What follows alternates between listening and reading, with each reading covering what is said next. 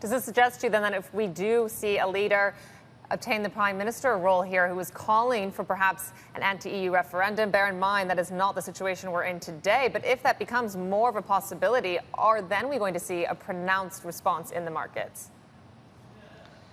I think the first thing that person should do is call Theresa May and ask, how did you do that? How did you get to a position where, and how does that feel for you? So I think it is the idea of the rhetoric versus the action. The rhetoric is one thing.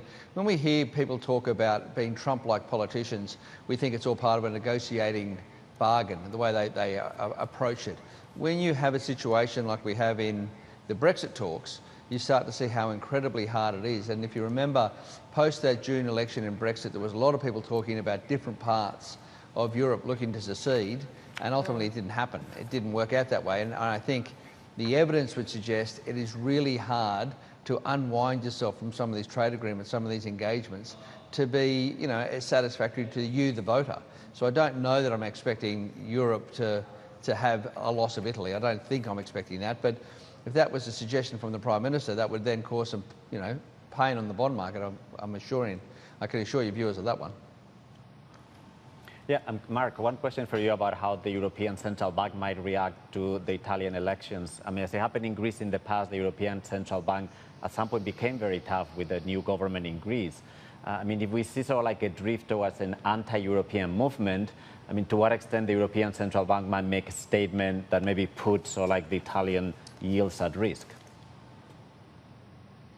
Yeah, it's probably true. When you think about the way the central banks have responded around trying to keep unity at a global level, whether it be the fact that the European ECB and the Americans work so closely together, all central banks, Kuroda, are working very closely together. I think that they would see that to some extent the political class haven't really done their work. They haven't really lifted the game. And I think that they would look to the work that they had done on the global economy and say, am I prepared to put that at risk for populism? And I don't know that the bureaucrats in all the central banks would be prepared to put up with that. So I think you're right. There would probably be some strong rhetoric from Draghi around what that would mean. I think the Germans would be very supportive around strong rhetoric. I think it's one of those ideas that the populist vote isn't won over by central bank bureaucrats. That's just not where they want to be. They want to be in a policy space. And there hasn't been enough of a policy space globally to satisfy them, so they've been doing all the heavy lifting.